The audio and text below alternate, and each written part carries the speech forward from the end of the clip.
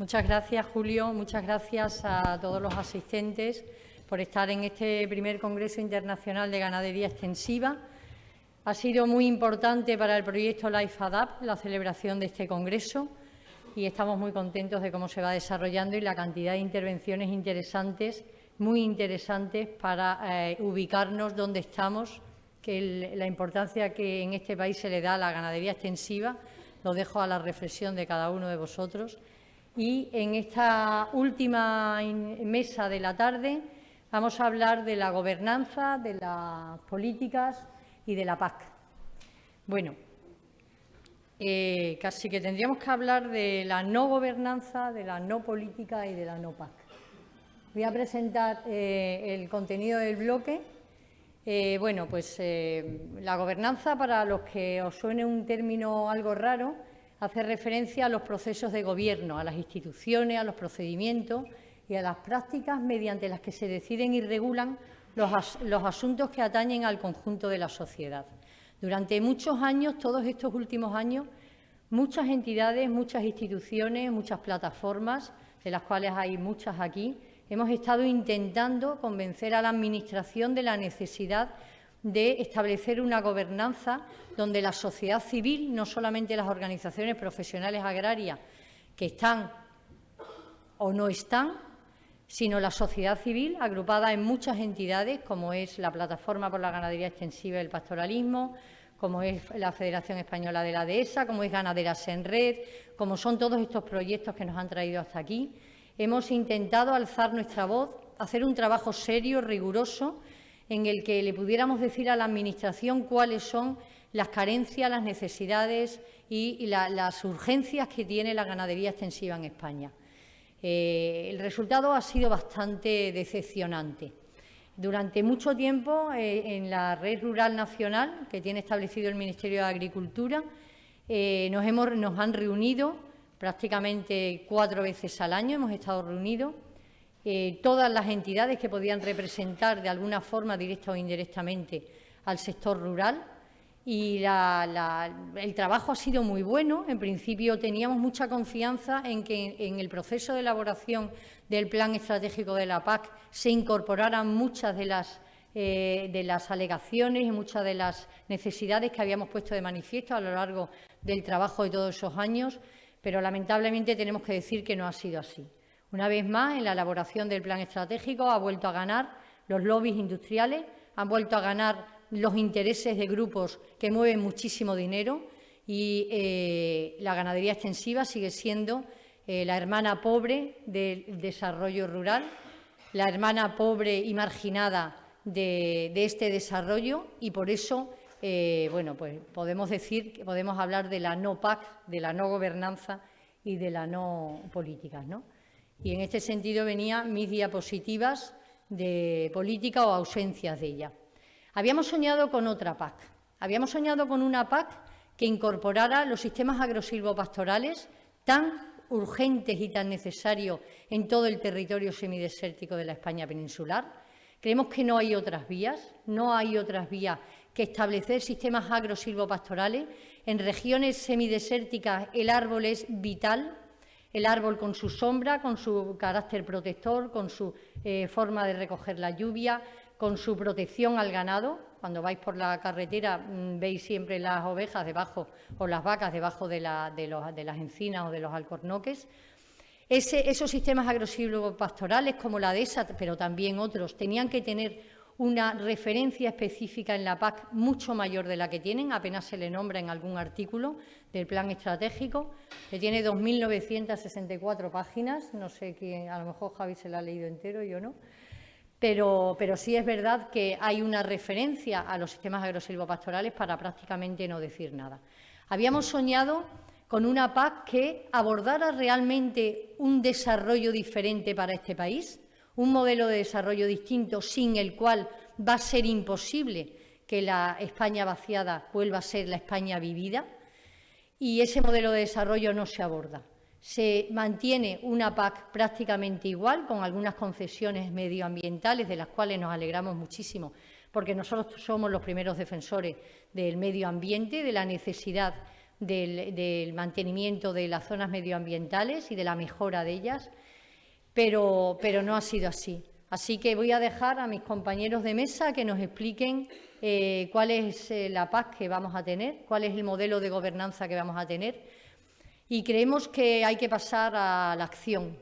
O sea, yo llevo ya muchos años, y todos los que estamos aquí, en foros, dando nuestras opiniones de una manera civilizada, diciendo cómo debería ser España para que esto cambiara radicalmente, para que pudiéramos descongestionar los núcleos urbanos, llevar la gente a los campos, poder generar nuevos negocios con base en la naturaleza, con base en la cantidad de oportunidades que nos ofrece la naturaleza y la vida rural.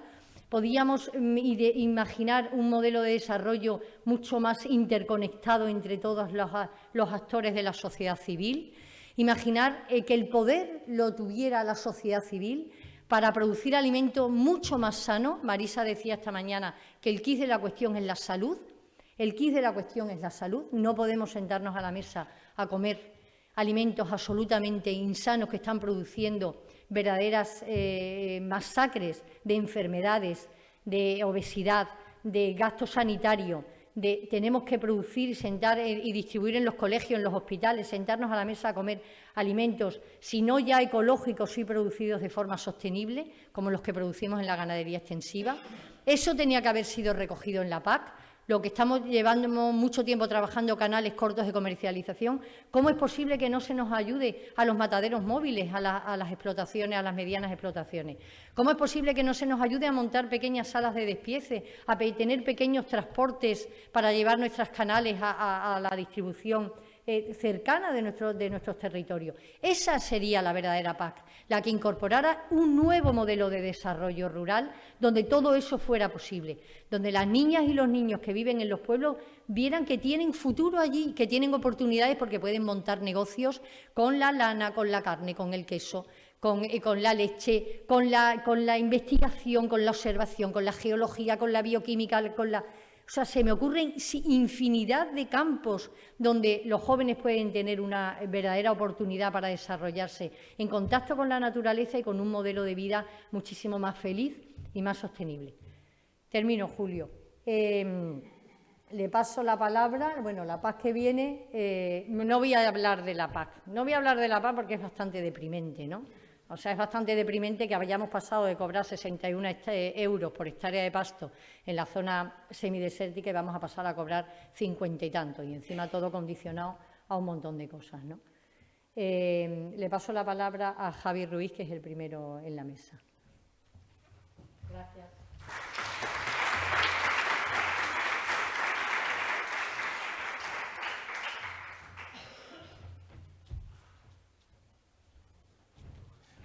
Yo me autogestiono, me pongo el cronómetro, me vengo antes de venir para acá y antes de empezar a hablar. Sí, yo soy Javier Ruiz y trabajo para el WWF en la oficina que tenemos en Bruselas de políticas europeas. En particular llevo estos últimos 6-7 años trabajando en temas de la PAC y justamente hoy voy a hablar muy poco de la PAC. Voy a hablar un poquito más en general de aspectos de políticas europeas que no son la PAC, pero que también tienen su relevancia y que me parecía importante que abordáramos hoy. Quizá con el objetivo, así podríamos decir, de intentar responder a la pregunta entre lo que vayamos hablando de si, por así decirlo, de si... a ver, espera, ay, bueno, estupendo. De si pintan bastos, digamos, para el pastoralismo y la ganadería extensiva en las políticas europeas o si no es así. Y entonces quería comentar algunas cosas a este respecto. He dejado las diapositivas en inglés, que quizá por facilitar algún intercambio. Voy a hacer muchas referencias, creo que es importante cuando se habla de políticas europeas, que voy a hacer muchas referencias a políticas, digamos, que se han puesto en marcha en este ciclo político actual que dura entre 2019 y 2024, es decir, desde las últimas elecciones al Parlamento Europeo hasta las siguientes. ¿De acuerdo? Hay otras políticas que son mucho más largas, que llevan mucho más tiempo, que se han ido modificando, pero voy a hablar de muchas que se han puesto en marcha en este periodo. Y eso es algo bastante relevante porque es el periodo en el que tenemos el Pacto Verde Europeo y otra serie de iniciativas que se han puesto en marcha muy recientemente. En particular, el Pacto Verde Europeo se publicó en 2019 y a partir de ahí han ido surgiendo muchas iniciativas. Eso no quiere decir que cuando se hace planificación dentro de las políticas europeas no se mire a más largo plazo. Sí que se mira a más largo plazo, se mira a veces a 2030 o incluso a 2050 como el objetivo de neutralidad climática. Pero lo que quería un poquito insistir, he puesto esta diapositiva por ello, es que desde Europa llegan a veces muchas noticias, muchos objetivos, hay que conseguir esto, hay que conseguir aquello. Lo que es importante entender es que hay muchas veces que en esos periodos de 5 años en los que, digamos, el liderazgo de la Comisión Europea está teniendo que lanzar una serie de programas y una serie de iniciativas, se lanzan muchas ideas, pero no todas están ahí para quedarse, por así decirlo. Hay algunas que se quedan plasmadas en estrategias, en grandes orientaciones, pero que no van acompañadas de ningún mecanismo verdaderamente legal para, digamos, atar en corto y asegurar que se progresa en esa dirección. Un ejemplo muy claro es el 25% de objetivo de producción ecológica en Europa a 2030 que anuncia la estrategia de la granja a la mesa. No hay ningún mecanismo en ningún sitio, ni en la PAC, ni en ningún otro lugar, para asegurar que se consigue ese objetivo. Ninguno. Es una voluntad política en la que se intenta atraer a la gente y que la gente se sume, pero no hay ningún mecanismo real. Digamos, nadie puede decirle a España, llegando 2030, perdone, usted tiene un problema porque no está alcanzando el porcentaje que le corresponde, por lo tanto, va a tener usted una sanción o va a tener que usted adaptar unas medidas. No existe, todo eso no existe. Eso solo existe, y por eso las he puesto ahí mencionadas en la diapositiva, cuando a raíz de la publicación de esas grandes orientaciones políticas en una estrategia, a continuación se desarrolla una legislación en la que ya se precisa, se negocia y se acuerda de qué manera la Unión Europea va a poder exigir cuentas a los Estados miembros. Y eso sucede solo en algunos casos concretos. En el caso de la neutralidad climática sí es así, en el tema de plaguicidas se está negociando actualmente y poco a poco se van metiendo algunos elementos, pero no cubre todo. En todo caso, voy a tocar 2 o 3 cositas así de estrategias y de sus desarrollos legislativos añadidos a los que han derivado. La primera, la estrategia de biodiversidad. La estrategia de biodiversidad a 2030, que es, a diferencia de la que era la estrategia de biodiversidad para la década anterior, la que iba hasta 2020, en ese documento la Comisión Europea no hace ninguna mención a la importancia de los sistemas agrarios que conservan biodiversidad, no hace ninguna mención a los sistemas agrarios de alto valor natural, no hace ninguna mención a lo que se pierde de hábitats y especies debido al abandono agrario, no se encuentra en ese documento. No pasa nada, por así decirlo, no pasa nada, pues no está mencionado. Bueno, pues que eso significa, lo único que significa es que está perdiendo relevancia política ese tema. La atención en lo que se refiere a sistemas agrarios y biodiversidad en esta estrategia está en los impactos y en los insumos. De todos los objetivos que se han marcado, todas las grandes orientaciones son reducir insumos e intentar reducir impactos. Efectivamente, a través de cosas como la agricultura y la ganadería ecológica se pueden reducir esos insumos y esos impactos, y ahí el pastoralismo puede hacer una buena contribución, pero no es el eje. Los ejes y la estrategia de biodiversidad, que está muy enfocada en conservar y en restaurar, los principales ejes que marca la legislación de restauración de la naturaleza que está aprobando, que ha propuesto la Comisión Europea actualmente y que se está debatiendo, es proteger hábitats, proteger turberas y proteger aves agrarias. Esos son los 3 grandes ejes que tiene la estrategia de restauración de la naturaleza. ¿A qué contribuye la ganadería extensiva? Pues posiblemente a varias de estas cosas puede contribuir y mucho la cuestión, y posiblemente a las 3. Pero el mensaje que quiero deciros es que para poder encontrar amparo, digamos, dentro de la gran prioridad que es la restauración en temas de biodiversidad, en temas de políticas europeas de biodiversidad en esta década, hay que demostrar esto y hay que contribuir a esto. No basta con decir soy ganadero extensivo, apóyenme, no, hay que demostrar esto y hay que demostrarlo adecuadamente. ¿Qué pasa cuando miramos la estrategia de la granja a la mesa? Pues que es una estrategia muy amplia porque toca todos los sistemas, toda la amplitud de los sistemas alimentarios, con lo cual habla un poco de todo y de nada. Es una estrategia muy interesante, no la quiero criticar, es muy interesante, pero no esperéis encontrar menciones allí de apoyo a la que la ganadería extensiva es el modelo de ganadería que queremos tener en el futuro. No los encontraréis. La principal mención que hay a cosas como las emisiones de metano lo hemos hablado esta mañana, aditivos que se pueden añadir a los piensos, quizá una sensibilidad con respecto al origen de los piensos y a que la poca proteína que producimos en Europa. bueno, pues en algunos aspectos puede ser relevante para la ganadería extensiva, pero no es el eje tampoco, ¿no? ¿Y qué habla? Cuando lo poco que menciona en la narrativa de hacia dónde hay que ir, pues habla de que hay que apoyar los sistemas ganaderos más sostenibles y eficientes en carbono. No, esta audiencia quizá piensa que esos son los sistemas ganaderos extensivos, pero estoy seguro que en otros públicos estaríamos hablando del sistema lechero holandés. Entonces, estamos hablando de que las grandes orientaciones políticas que están por ejemplo, bajo esta estrategia no singularizan o no identifican la ganadería extensiva como un modelo que haya que apoyar especialmente. Tampoco pasa nada por eso. A ver, no le está diciendo es horrible, hay que eliminarla, tampoco es eso, pero no encontramos apoyo fácilmente, ¿no? Y mucho menos cuando luego mucho de lo que se tendría que conseguir a través de la política agrícola común, que como ha comentado Pía, pues está, digamos, de forma muy limitada, digamos, alineada con las orientaciones de esta estrategia, ¿no? Si miramos otras estrategias que ha aprobado la Comisión Europea en este periodo, estos últimos años, de 2019, la del metano, la de adaptación al cambio climático, bueno, menciones muy colaterales a temas de la ganadería. La del metano sí que menciona evidentemente la ganadería por sus emisiones de metano, pero ahora que hay un desarrollo legislativo que podría atar un poco a ver qué pasa, de qué manera, qué condiciones poner a los grandes emisores de metano, no dice nada, no cubre agricultura, se ha centrado el reglamento europeo que se está estableciendo al respecto en el sector energético y deja de lado el sector agrícola. Yo creo que la estrategia europea de adaptación al cambio climático a mi entender, no va a generar ningún otro desarrollo legislativo importante, ¿eh? O sea, que menciona cosas de agua, como hemos estado hablando hoy, pero no mucho más. En fin, al mismo tiempo, desde que empezó este ciclo de políticas europeas 2019, que va a durar hasta 2024, el mundo se agita mucho, ¿eh? O sea, hemos tenido el COVID, ahora estamos con la guerra de Ucrania, que está cambiando completamente el panorama político, y de algunas maneras también está desvelando muchas de las debilidades del sistema alimentario, por no decir del energético, que tenemos, y digamos que podría considerarse que es una pequeña oportunidad para poner en valor algunas de las aportaciones que puede hacer la ganadería extensiva en este sentido. Pero bueno, todo es un contexto de bastante incertidumbre, que ojalá la ganadería extensiva se bandee bien en esta situación, pero que está por ver. En todo caso, por terminar, que ya veo que me queda un minuto, lo que quería decir, ¿realmente pintan bastos para la ganadería extensiva debido a las políticas europeas? Pues yo diría que si comparamos la situación con la que teníamos hace 10 años, un poco más sí pintan bastos, porque no, como he comentado anteriormente, el aspecto de cambio climático no favorece, el debate sobre el cambio climático no favorece en general la ganadería.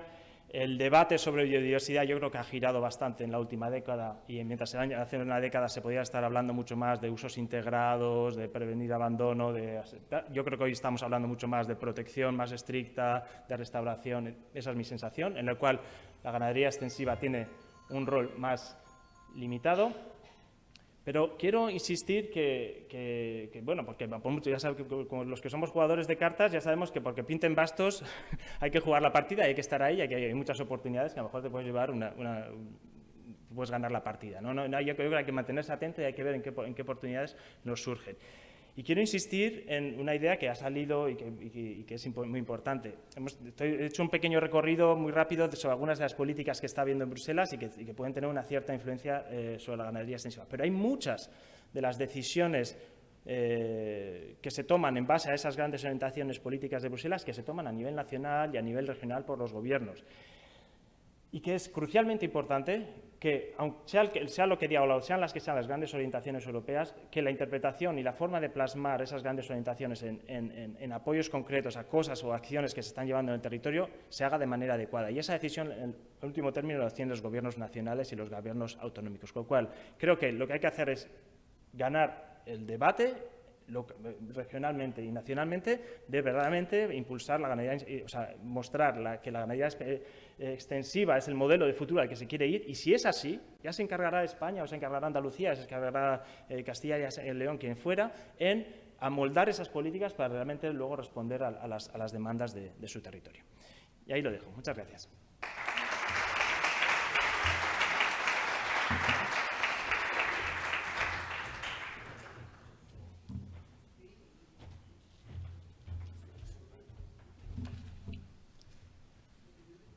Bueno, buenas tardes. Es un placer estar aquí con todos vosotros y vosotras. Soy Pedro María Herrera, trabajo en la Fundación Entre Tantos, he sido parte del proyecto Life Adapt desde el principio y me han colocado aquí en la mesa de políticas y voy a intentar salir un poco del paso, tomando un poco como entradilla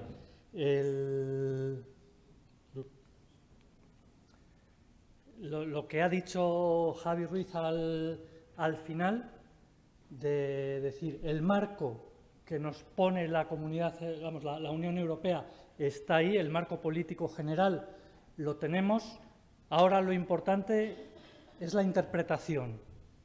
Y dentro de la interpretación tenemos que ser especialmente cuidadosos en no meternos en trampas, en intentar que el relato que salga adelante sobre la ganadería extensiva sea realmente el relato que nosotros queremos. Ahora en los medios de comunicación está muy de moda esto de la construcción del relato, del hilo argumental, pero realmente es importante volver un poco a lo que decía Javi, volver a la integración, volver a un discurso en el que realmente los beneficios que aporta la ganadería extensiva en este contexto sean percibidos por toda la población.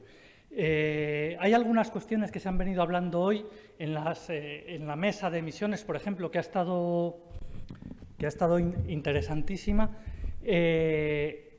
pero que de alguna manera representan esas trampas en las que nos metemos o esas trampas que nos tienden y de las que tenemos que salir.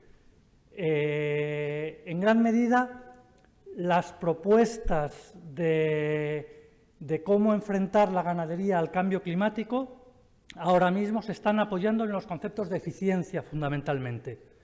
Y por un lado la eficiencia tiene un límite porque al final se trata de conseguir una producción además sujeta a una demanda creciente tanto por el incremento de la población como por el incremento de la demanda de estos productos y al final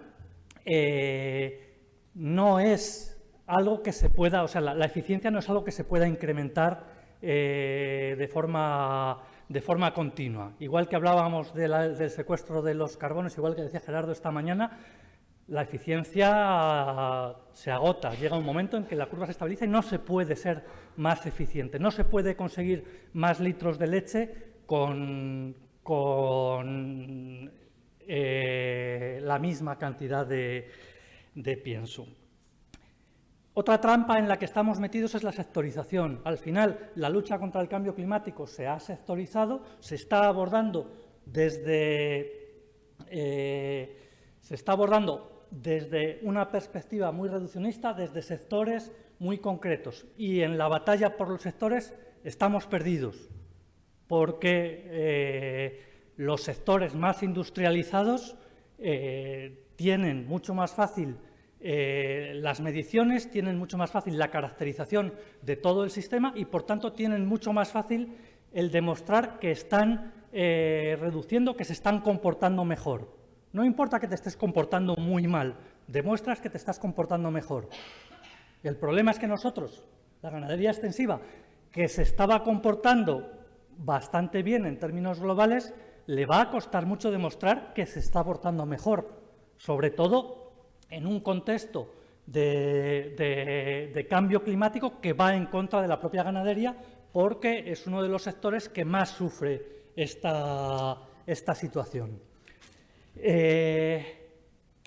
¿Cómo enfrentarnos a esto? Yo creo que básicamente aportando frente a la segregación, frente a la sectorización, aportando integración y coordinación y visión global. Yo creo que es muy importante que desde los organismos, asociaciones, entidades de apoyo a la ganadería extensiva globalicemos el mensaje e integremos el mensaje.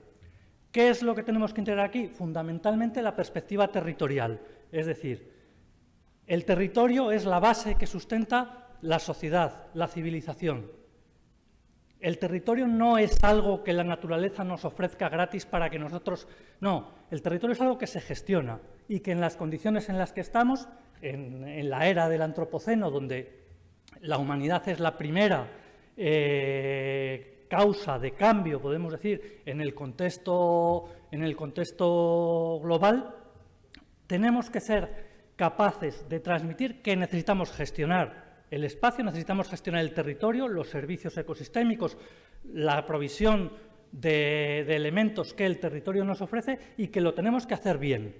Y para gestionar bien los territorios necesitamos ganadería extensiva porque no tenemos herramientas móviles que sean baratas, que produzcan alimentos, que generen productos de alta calidad y que podamos utilizar de forma sistemática y global en el territorio. Tenemos que integrar también, algo que se ha visto varias veces a lo largo de la mañana, las políticas alimentarias. Hablabais de la salud como un punto clave y la alimentación también, porque la alimentación es salud y todos y todas tenemos que comer. Y en la perspectiva de cómo comemos y cómo producimos la comida, la ganadería extensiva presenta una serie de ventajas que son fáciles de entender y fáciles de transmitir y que están muy relacionadas un poco con lo que comentábamos de la eficiencia al principio. Es decir, es otro tipo de eficiencia. No estamos hablando de la eficiencia de tanto inyectamos en el sistema, tanto producimos. Estamos hablando de inyectamos muy poco en el sistema, producimos muy bien y además inyectamos en el sistema materiales, fibras, vegetales, hierba, que no son utilizables de otra manera, que no pertenecen al ámbito de la alimentación humana, sino que si no las transformamos utilizando a los rumiantes y a los herbívoros, no las podemos transformar, se acumulan en el ecosistema y como lo tenemos que gestionar, la acumulación de producción primaria en el ecosistema es un peligro, porque quiero decir, la naturaleza tiene que procesar esa producción. Si el territorio está fragmentado, si no tenemos herbívoros silvestres, si no tenemos grandes herbívoros, si tenemos que gestionarlo nosotros y no lo hacemos, al final será el fuego, por ejemplo, el que gestione esa producción primaria, con las consecuencias que ya conocemos. También es muy importante apuntar hacia la coordinación administrativa, hacia la integración, sobre todo de las políticas forestales, agrarias y ganaderas. Ese concepto de economía circular puede ser un marco al que nos refiramos, pero es muy importante que haya estrategias que tengan esta perspectiva territorial. Solamente puede haber una estrategia de sostenibilidad de un territorio. No puede haber una estrategia agrícola, una estrategia ganadera, una estrategia forestal y una estrategia de conservación de la naturaleza que estén apuntando cada una de ellas en una dirección distinta, porque al final las medidas de mitigación que proponemos lo que hacen es anularse unas a otras. Al final se proponen como medidas de mitigación medidas tecnológicas que en el fondo tienen un impacto muy reducido y que están generando contra situaciones en otros aspectos. Y es muy importante apuntar también a lo que nos ha unido en este proyecto, que es a la adaptación, porque una cuestión clave que aporta la ganadería extensiva es una visión conjunta de la adaptación al cambio climático y de la mitigación del cambio climático. Y uno de los principales argumentos que podemos esgrimir en favor de la ganadería extensiva es que cuando hablamos de adaptación no estamos sobrecargando la mitigación, no estamos proponiendo mecanismos que incidan en aumentar las emisiones, por ejemplo, que es lo que sucede con muchas de las medidas tecnológicas, con muchas de las medidas que van simplemente dirigidas a paliar problemas concretos. Se están dando pasos a nivel internacional, se están dando pasos a nivel europeo, pero hay mucho trabajo. Falta todavía por incorporar la voz de la ganadería extensiva como una voz clara, como una voz propia, que realmente entiende que todo ese proceso territorial es uno solo y donde la propia ganadería como herramienta de gestión, pues está llamada a jugar un papel muy importante. Y termino con una cuestión muy clara. Hay dos cuestiones que ya se han visto aquí en varias intervenciones, con la que me gustaría cerrar la mía. Por un lado, la multifuncionalidad del territorio. Necesitamos soluciones que simultáneamente mejoren la situación en distintos aspectos, que estén integradas dentro de una visión única, y para eso necesitamos territorios que sean capaces de producir alimentos, servicios, cultura, regulación en el mismo bloque, dentro de la misma estrategia. Y ahí, por ejemplo, pues Pía hablaba de los sistemas agroforestales, la multifuncionalidad en general es uno de nuestros mantras. Y, finalmente, la gobernanza territorial, el desarrollo de instituciones participativas en las que todos los intereses, todas las personas estén representadas y que tengan realmente capacidad para dirigir los territorios hacia situaciones en las que el cambio climático sea un problema al que seamos capaces de adaptarnos y del que seamos capaces de ir proponiendo soluciones efectivas. Nada más, muchas gracias.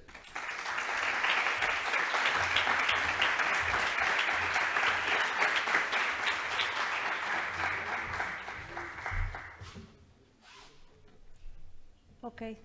Boa tarde a todos. Eu peço desculpa, vou falar o meu melhor portunhol. Espero que seja compreensível. A Pia disse que sim, que seria. E, portanto, eu vou falar de inovação nas políticas públicas, agarrar nas palavras do Xavier, de que há algum espaço, há alguma manobra para políticas ou para modificarmos ou tentarmos fazer instrumentos diferentes a nível nacional ou a nível regional. O trabalho que eu vou apresentar é o trabalho de uma equipa, está aqui a Elvira e a Isabel, são minhas colegas que trabalham também com este tema, mas somos uma equipa maior. Vou falar de sistemas silvopastoris, agrosilvopastoris, não tanto só do pastoreio, mas estes sistemas são sistemas que dependem do pastoreio extensivo, tanto de gado bovino, como ovino, como porcino, sobretudo. E o que temos verificado nos últimos anos, já há várias décadas, é que é um sistema que está em declínio porque as árvores morrem, e as árvores morrem sem renovo. Portanto, o que temos aqui é, em 2018, e observamos em relação a 2006, estas árvores todas que morreram, e em todo o sul de Portugal nós temos cerca de 1 milhão de hectares de sistemas silvopastoris, e termos desaparecimento de árvores ou perda de densidade de árvores em todo o território. La pérdida de diversidad de árboles en todo el territorio. Estamos perdiendo densidad de arboleda por una serie de causas que no tengo tiempo aquí de detallar. In English? And they have difficulties. It's okay, for me it's better in English. Okay.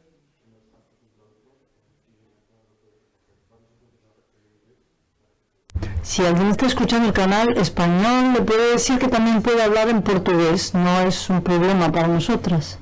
Puede hablar en portugués y yo lo voy a interpretar. La colega va a explicarlo. Estará explicando que tenemos una zona de dehesa en la que se está perdiendo densidad de arboleda y por encima de cierto umbral ya es un proceso irreversible. Estamos perdiendo 5.000 hectáreas al año. Y este es el contexto que tenemos como investigadores que estamos trabajando con sistemas agropastorales. Y hemos intentado ver cómo podríamos mejorar la situación. Esta es una ventana de oportunidad que tenemos y a diferencia de lo que han dicho otros colegas, esto es un proyecto con un ámbito muy limitado, con un alcance muy limitado, pero hemos conseguido hacer lo que nos proponíamos. Y y nos lleva a la conclusión de que las políticas tienen que ser más flexibles, y esta idea de pagar según los resultados, la Comisión la está aplicando en distintos ámbitos y sectores. Es otra lógica. En vez de pagar por una práctica, se paga por un resultado alcanzado. Y hemos conseguido esta información en el 2017, cuando se ha visto que había una nueva oportunidad para el desarrollo de sistemas agropastorales. Es una oportunidad para juntar a actores que normalmente no hablan entre ellos.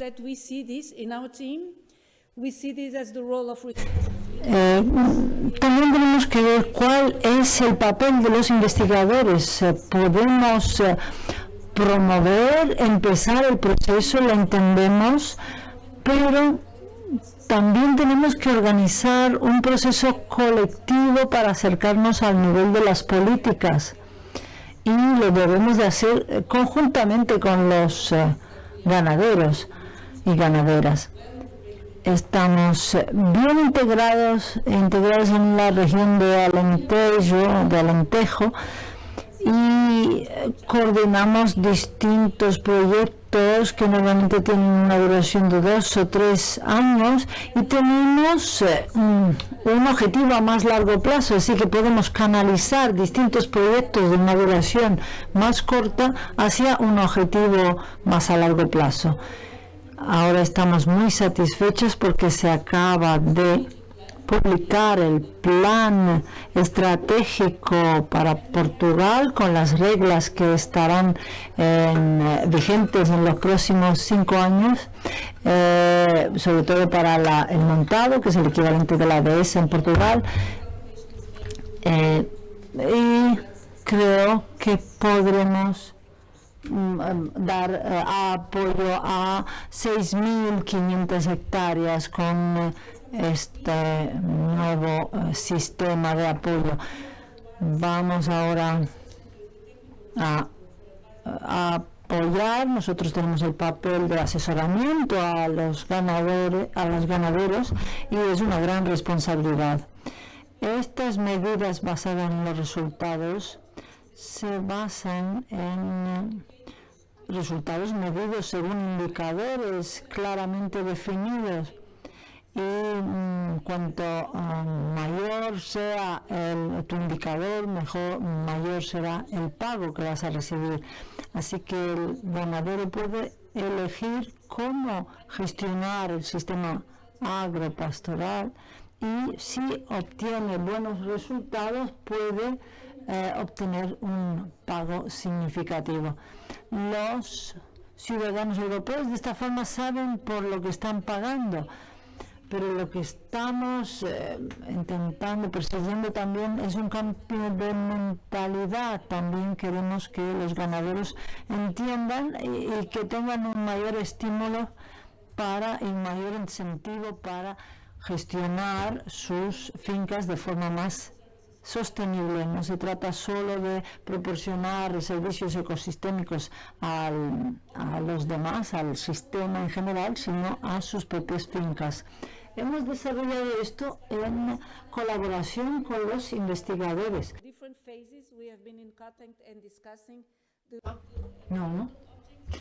Los objetivos ambientales, los indicadores, y aquí luego el pago realizado por la administración.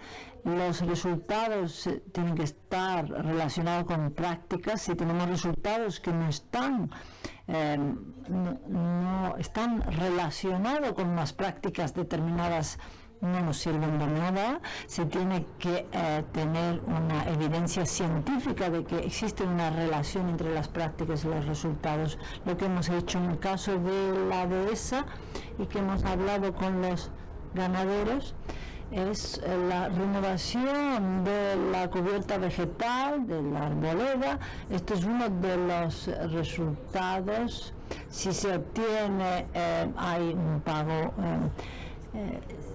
mayor diversidad, también mejorar la calidad del suelo, que sea saludable y funcional, y recuperar algunas zonas de matorral. Estos son los 4 objetivos y 4 resultados. No puedo entrar en detalles, pero tenemos indicadores simples que se tienen que medir en el campo, por ejemplo, la intensidad de la regeneración y también el estado de salud de los nuevos plantones que se plantan.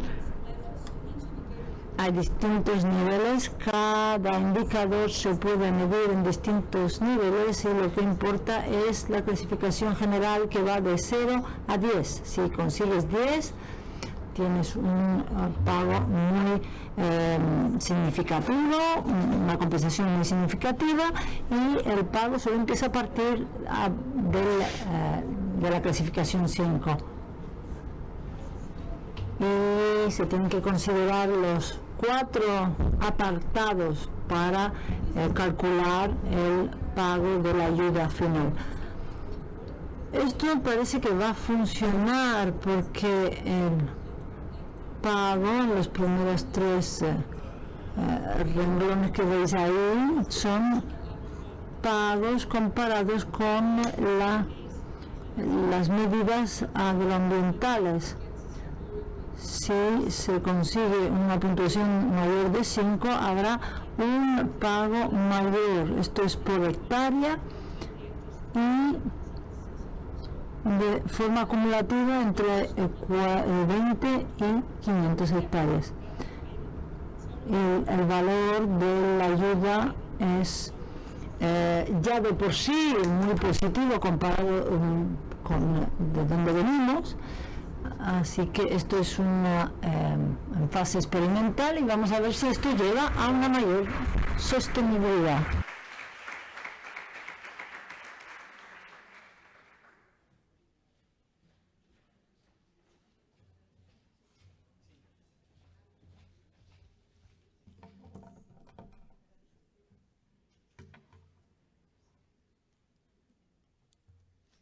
Bueno, buenas tardes y muchas gracias a los coordinadores de este congreso por invitar a la coalición por otra PAC a ofrecer esta charla. Creo que hay un fallo. No sé qué tal se va a ver, pero ahí detecto un fallo de... En fin, mi nombre es Tamara Rodríguez Ortega. Pertenezco a la Sociedad Española de Ornitología, una organización que junto con WWF forman parte de la oficina técnica de la coalición por otra PAC. Es imposible hablar de cómo es en qué estado se encuentra la ganadería extensiva dentro de la PAC si no explico primeramente un poco una pincelada de qué es esta política, sobre todo para aquellos que tengan menos conocimiento. La política agraria común es una política que gestiona un tercio del presupuesto de la Unión Europea y que se ha adaptado a las diferentes circunstancias socioeconómicas de nuestro territorio. Al principio ha sido una política más proteccionista de los mercados, después ha pasado a apoyar a la liberalización de la producción agroalimentaria, ha pasado a apoyar la producción para después desacoplarse de ella cuando se han superado la producción agroalimentaria por encima de lo que se necesitaba. Últimamente, tanto la sociedad científica como la civil demandamos en mayor medida que se incorporen objetivos ambientales a esta política y eso se viene haciendo también desde las últimas reformas con mayor o menor éxito. Y por tanto, esta política es de las que más trascendencia tiene en el campo, no solo por su presupuesto, sino porque al final llega a mínimamente el 50% de la superficie de España, pero con con una mayor trascendencia porque hay cuestiones que no están bien contabilizadas. Sin embargo, aunque queramos que se incorporen estos objetivos ambientales, ha sido una política que no ha sido capaz de responder o de abordar la crisis múltiple del campo. Por un lado, desde que se incorporan los objetivos climáticos, pues nos lo dice el Tribunal de Cuentas Europeo, no ha servido para hacer una reducción de las emisiones de gases de efecto invernadero, tampoco ha servido para paliar la pérdida de biodiversidad, como se puede apreciar en el índice de aves agrarias, tampoco ha servido para mantener el número de explotaciones, que se ha perdido en algunos periodos a un ritmo de 11.000 explotaciones al año. Y, por último, genera una enorme desigualdad, puesto que el 80% del presupuesto acaba en el 20% de los beneficiarios. En este contexto de la última reforma, que empezó en 2018, la sociedad civil se organizó en esta coalición, se llama Por Otra PAC, con el objetivo de que sea una PAC justa y equitativa, sea saludable, respetuosa con el medio ambiente y responsable a nivel mundial. Está formada por 50 organizaciones que incluyen diversos ámbitos, desde la ganadería extensiva, la producción ecológica, la defensa ambiental, el desarrollo rural, la nutrición y los consumidores. Y la misión que tiene finalmente es cambiar la PAC para que realmente sea una política con un verdadero potencial de hacer una transición ecológica justa hacia unos sistemas alimentarios sostenibles. Como comentaba anteriormente la compañera, existe un nuevo enfoque en el reglamento que se planteó a nivel europeo. Por un lado, se pretende pasar de ese cumplimiento de compromisos a la entrega de resultados, abordando esos 9 objetivos, de los cuales son 3 económicos, 3 ambientales y 3 más sociales y rurales.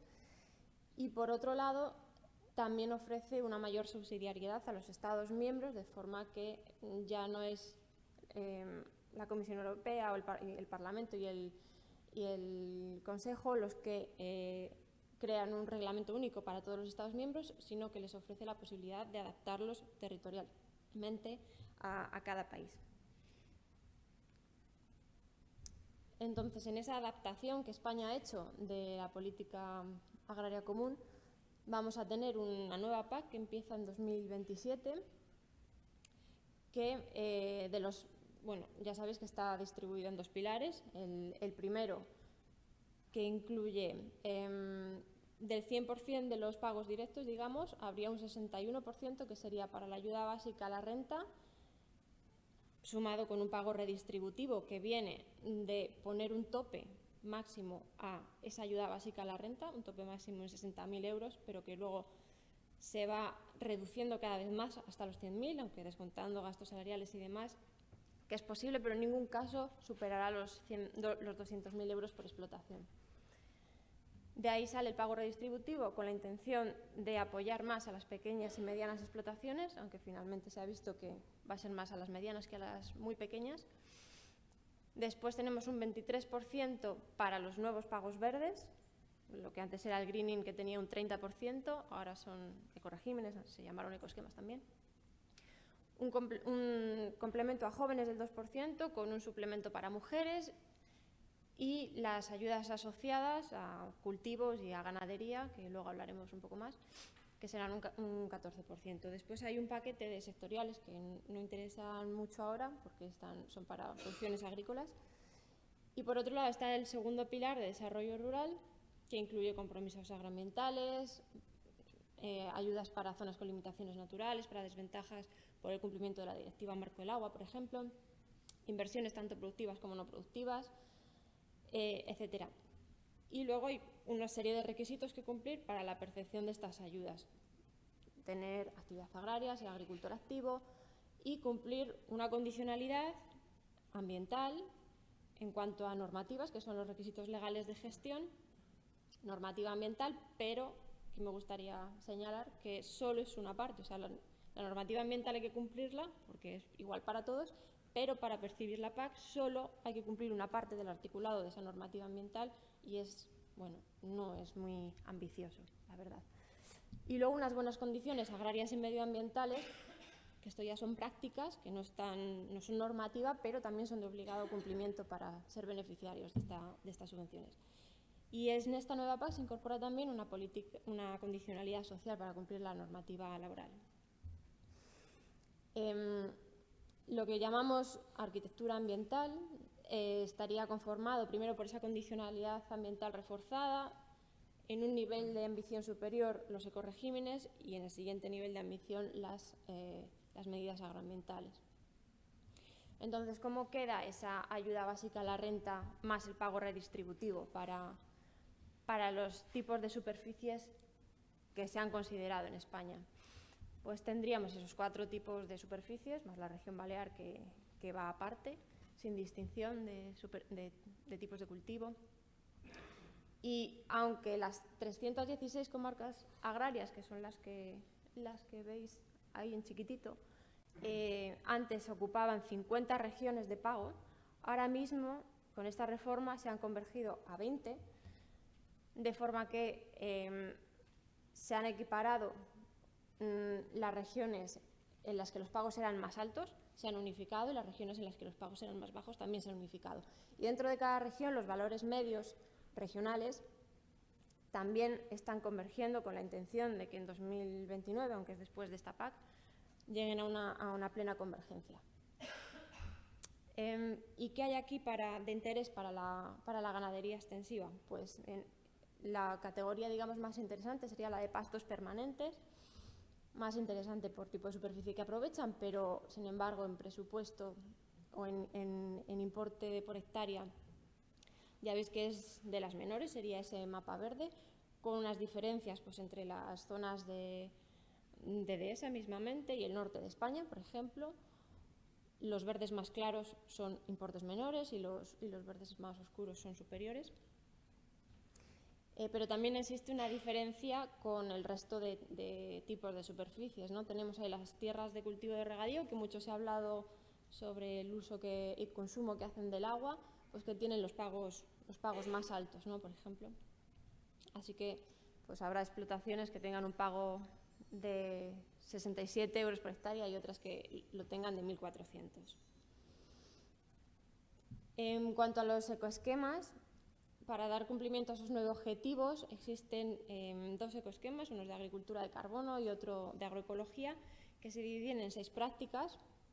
La más destacada para la ganadería sería el pastoreo extensivo, que lo han incluido solamente una parte de los sistemas productivos y de las orientaciones productivas.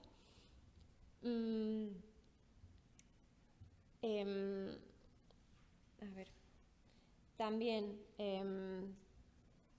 destacar de aquí que, lo tenía que haber hecho en la diapositiva anterior porque el coeficiente de subvencionabilidad de pastos en superficies forestales, por ejemplo, es 0, con lo cual no tendrían esa ayuda básica a la renta y tampoco se verían beneficiados de estos ecoregímenes en ese tipo de superficies.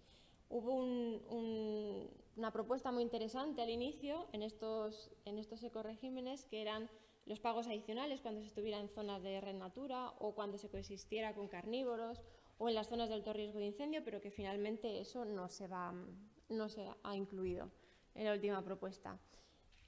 Comentabais esta mañana el tema de la gestión mecánica en las cubiertas vegetales, que no se va a permitir la gestión con el pastoreo. Y también mencionar, obviamente, que estos importes, pues, nuevamente son menores en el caso de la ganadería extensiva, de los pastos permanentes, frente pues, a otros importes como los de las superficies de regadío. Me da mucha pena que se ha descogolzado todo la presentación. Estos importes en realidad están respondiendo a que esta política lo que considera es el lucro cesante y los costes incurridos, y no considera para nada que se pueda subvencionar el mantenimiento de las prácticas que ya vienen haciéndose de forma adecuada. En las ayudas asociadas, nada más que os voy a destacar la novedad que hay con esta última, que es que que es una ayuda para los pastores los ganaderos sin tierras puedan aprovechar superficies de rastrojeras, de barbechos y de restos hortícolas, pero a un importe, la verdad es que de los más bajos también, que se hace compatible con las dos ayudas anteriores de ovino y caprino, tanto de carne como de leche. Hay más ayudas en la PAC, pero se gestionan a nivel autonómico y todavía no está preparada esa normativa, por lo que no he querido incluirlas, además me alargaría mucho, pero sí que me ha parecido interesante meter esta investigación, este reportaje de Datavista, en el que nos habla de las emisiones asociadas al sector porcino, cómo se distribuyen las macrogranjas en relación con las zonas vulnerables de nitratos y bueno, nos dice pues, que aunque normalmente son un sector que no recibe ayudas directas de la PAC, en realidad sí que está recibiendo muchas ayudas de inversiones a la modernización, etcétera, que bueno, ahí os he dejado unas cifras que desde 2020 pues, las principales empresas pues, han recibido 40 millones, 20 millones en los últimos años. También tienen un apartado muy interesante del olivar superintensivo y el consumo de agua, que lo podéis consultar. De verdad no sé qué ha pasado. Por último, quería incluir esta transparencia sobre la gobernanza. Hemos demandado muchísima transparencia a la Administración a la hora tanto del diseño, de la aplicación y del seguimiento de la PAC. Por ejemplo, cuando la Comisión Europea publicó sus observaciones y España tuvo que responderlas, todavía no tenemos ese documento pormenorizado de respuestas, todavía no conocemos el resultado de la evaluación ambiental estratégica que se ha comunicado a la Comisión. Hemos demandado también muchísima participación pública. Entendemos que tiene que haber en todos los comités de seguimiento, y os dejo unos ejemplos, un equilibrio entre la Administración y la sociedad civil, incluyendo a todos los agentes implicados. Tiene que existir unos medios, unos tiempos y unos documentos que sean adecuados. No podemos revisar las 3.000 páginas del PEPAC como si fuese así de fácil.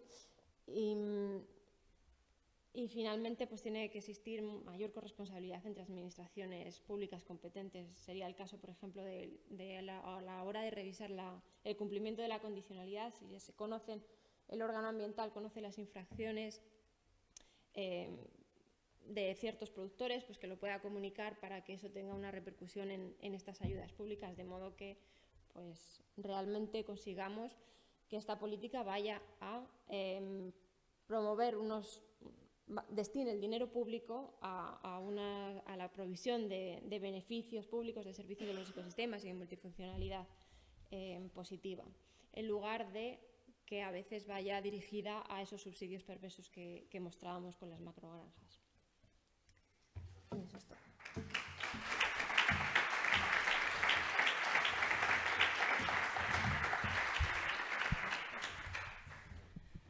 Bueno, pues como hemos sido muy rigurosos en el cumplimiento de los tiempos, vamos a pasar a un pequeño debate, turno de preguntas. Os pedimos, por favor, que las preguntas sean escuetas y bueno, pues que vayan al grano, ¿no? Así que... sí.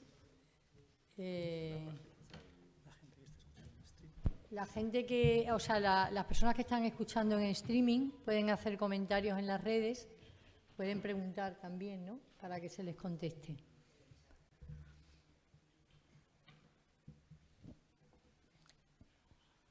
Pues esto de que no se levante ninguna mano es una consecuencia natural del follón de la PAC. Gerardo tenía que ser. Venga, Gerardo.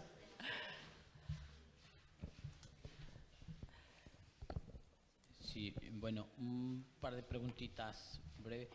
Una es a Tamara. Durante todo el proceso de la PEPAC, del Plan Estratégico de la PAC, por otra PAC estaba trabajando. ¿Percibís que se os ha hecho caso en algo, que habéis sido capaz de interferir de alguna forma las malas intenciones del Ministerio? Y la otra, para Teresa, la propuesta de pagos por resultados, ¿la va a adoptar el gobierno portugués o es un ejercicio teórico de momento? No sé si se oye por aquí, sí, ¿verdad? Bueno, la pregunta la verdad es que era muy obvia, si hemos conseguido realmente cambiar algo en estos años de reforma. Y hemos, tanto desde la coalición en sí como las organizaciones individualmente, hemos hecho numerosísimas propuestas al Ministerio. Algunas sí que se ven plasmadas, lo único que resulta difícil saber si es por lo que tú has dicho o es porque otro también lo ha dicho, o es porque el propio Ministerio se ha dado cuenta de que era lo correcto. Y otras, pues no. Por ejemplo, esta última de que las cubiertas vegetales tenían que poderse gestionar mediante pastoreo, pues lo hemos dejado muy claro desde la coalición y a la vista está que no ha surgido, no ha tenido efecto. También a la hora de reclamar esa transparencia, esa participación, también hemos tenido avances. De por sí, en esta reforma ha habido mayor transparencia que en las anteriores, por lo que me han contado también, porque yo no estaba en las otras para comparar. Pero, y expresamente a emails que hemos mandado, peticiones por carta, nos han contestado que ya estaba resuelta el tema de pues, los anexos, por ejemplo, no anexos, en realidad toda la propuesta del PEPAC enviada a la Comisión Europea, las tablas, el texto se salía y no se podía leer lo que había. Eso lo hemos pedido, que lo cambiaran, que se pudiera leer correctamente la totalidad del texto y nos han contestado hace poco que ya estaba solucionado. Entonces, pues hay cosas que hemos conseguido y otras que no. Sí, Gerardo, I will speak in English so that people can understand. Yeah, it is. Voy a hablar inglés. Sí, ya está en vigor en este momento en la nueva PAC. Hay dos lugares, el sitio de la red Natura 2000 de Monforado y el otro al que me referí antes. Ahí los ganaderos pueden optar por esta medida, además de las otras disponibles de los ecoregímenes. Esto es un apoyo directo existe también un apoyo directo para ayudarles a estimar estos indicadores. Nosotros, la Universidad de Évora y otra organización nos encargamos de ello. Y tenemos 3 millones de euros para pagar por este contrato. Es un poco de dinero.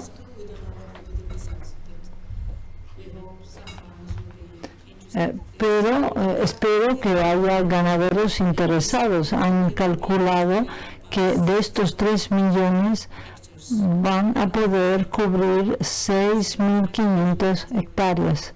Así que dentro de 5 años les podremos contar cómo ha ido.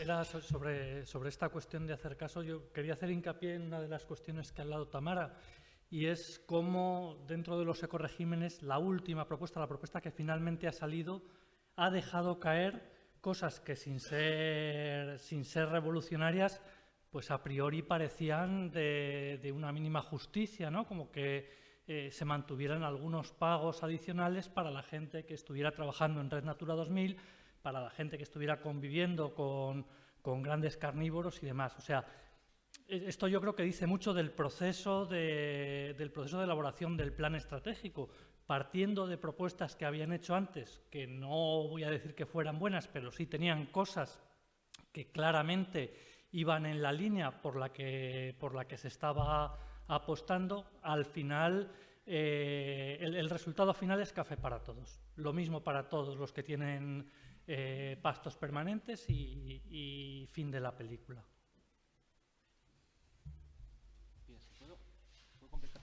Sí, Javier. No, y quería completar yo también el aspecto de los proyectos piloto, que a mí me parece una cosa muy interesante y que se ha utilizado en muchos países. Y si uno en España, la verdad es que no conozco ningún caso de ninguna comunidad autónoma que haya utilizado los fondos de desarrollo rural para hacer proyectos piloto, pero igual que se va a hacer ahora en Portugal, se ha hecho en otros países. O sea que en Navarra se hizo con unos fondos que no eran de desarrollo rural, eran unos fondos que venían de un proyecto del Parlamento Europeo, de hecho. Pero quiero decir que la posibilidad de utilizar fondos dentro de la PAC, y en particular del segundo pilar de la PAC, para hacer cosas innovadoras y muy bonitas, como seguramente la que vais a conseguir hacer en Portugal, existe. O sea que tampoco no hay que desesperar, pero hay que enseñar, hay que mostrar cómo se hacen. Yo creo que el caso más paradigmático es el que hay en Irlanda, de que yo creo que en este periodo de la PAC tienen, no sé si son 10 o 12 proyectos piloto financiados directamente de pagos por resultados o modelos bastante similares, pues basados en toda una trayectoria. O sea que a nivel autonómico, la capacidad que tienen los gobiernos autonómicos para impulsar cosas con fondos de desarrollo rural es alta, y hay que estar cerca de los tomadores de decisiones para que ese tipo de cosas puedan apoyarse con fondos públicos. Yo quería preguntar a Javi Ruiz, un poco en función de tu experiencia en Bruselas, si crees que en estos últimos años que has estado allí realmente se percibe algún tipo de cambio de actitud, de visión por parte de autoridades europeas dentro de la Comisión Europea en relación a los sistemas pastoralistas mediterráneos, al modelo mediterráneo, a la especificidad, a los problemas específicos que tenemos, o seguimos un poco en la línea de salida con este tema? ¿Tu opinión? Yo creo que a priori te respondería no.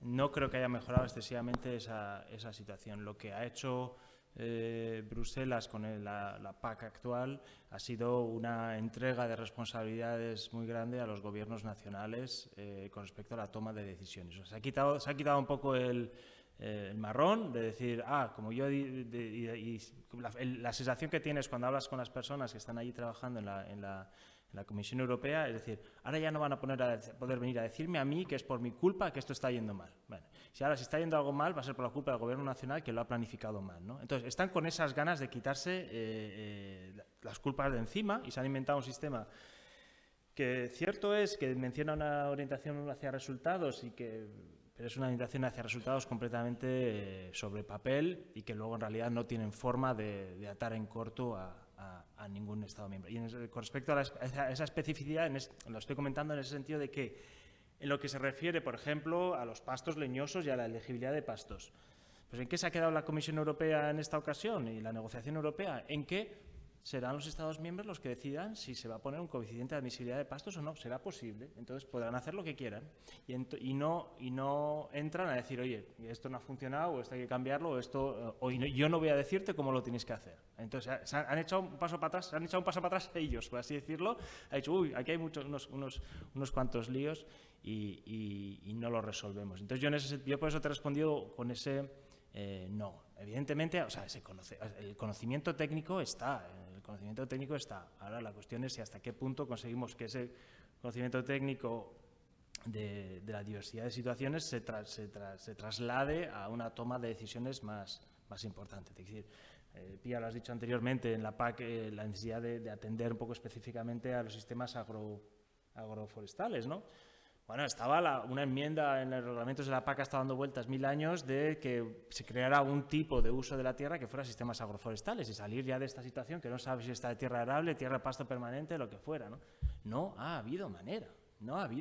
Y estaba en la posición aprobada por el Parlamento Europeo. O sea, no. Esto nos cambian nuestros mecanismos, nuestros SIGPAC, nuestras historias. No ha habido manera de conseguir ciertas cosas que podrían haber dado espacio a consideraciones más mediterráneas. Por eso tampoco tengo yo esa sensación.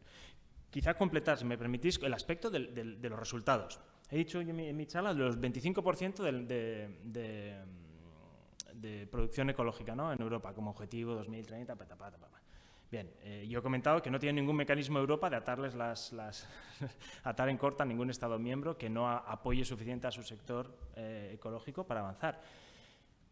La situación, bueno, no tengo el último minuto de resultado porque los últimos planes estratégicos no son todos públicos aún, pero la situación de los 28 planes estratégicos que enviaron los Estados miembros a Bruselas esta primavera, solo uno o dos, no recuerdo bien, uno o dos incluían un objetivo de dónde querían estar en el 2027 con respecto a su producción ecológica. O sea, estamos hablando de que estás pagando un tercio de tu presupuesto europeo, le estás diciendo hay que incrementar producción ecológica, y no te digo que llegues al 25, pero que voy a incrementarlo. Los países se han negado a cuantificar ese objetivo. Y sin una cuantificación de intenciones. No implicaba nada, era decir, yo estoy en el año 2022, cuando llega el 2027 quiero tener mi producción ecológica, pues estamos en el 7, la quiero tener en el 10, lo que fuera, pues ya está, lo dices, y yo más o menos quiero ir para aquí, ¿no? Y eso te da una medida o te da un argumento para luego decir, las medidas que estás incluyendo dentro de tu plan estratégico te van a ayudar o van a ser suficientes para alcanzar ese objetivo o no. Es que los Estados miembros se han cerrado en banda y han dicho, yo no te digo qué objetivos tengo cuantificados, en nada. Esa es la actitud de los Estados miembros con respecto a la Comisión Europea. Entonces, con esa actitud, hablar de, sí, hay que conseguir resultados, yo te doy dinero, tú me das resultados, los Estados miembros cogen el dinero y no te dan ningún resultado y se cuidan mucho de cualquier mecanismo que les pueda implicar ningún tipo de sanción económica por no alcanzar nada. O sea, eso lo miran con lupa, y no dejan que pase nada.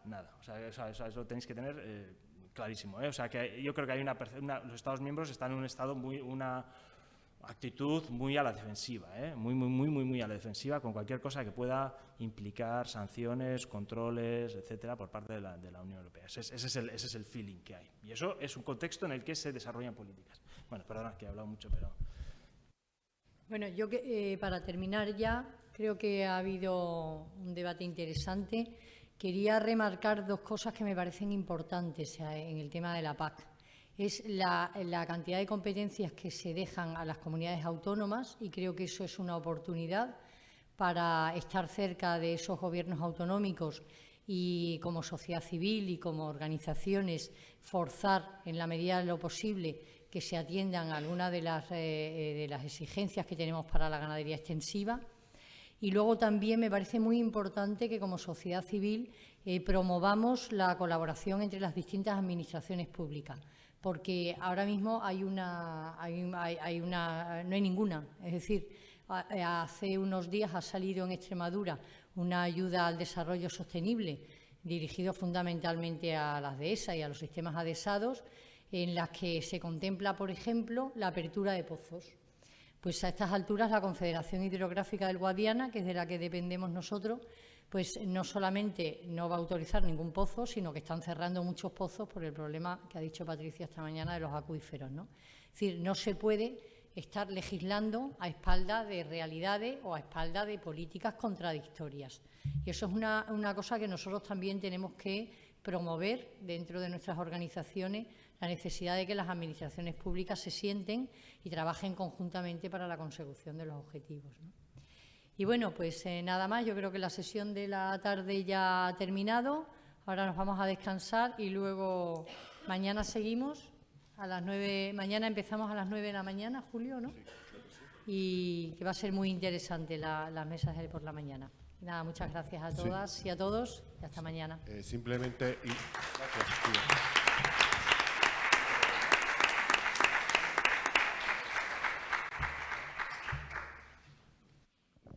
simplemente, sobre todo para las personas de la organización y personas que están participando en las mesas, si vais a ir al hotel, luego tenemos una cena concertada con vosotros y vosotras en el restaurante Rubio en la Puerta de Almodóvar, creo que es, a las 9. Entonces os esperamos allí, ¿vale? Gracias. Mañana a las 9 continuamos con esta jornada. Muchas gracias.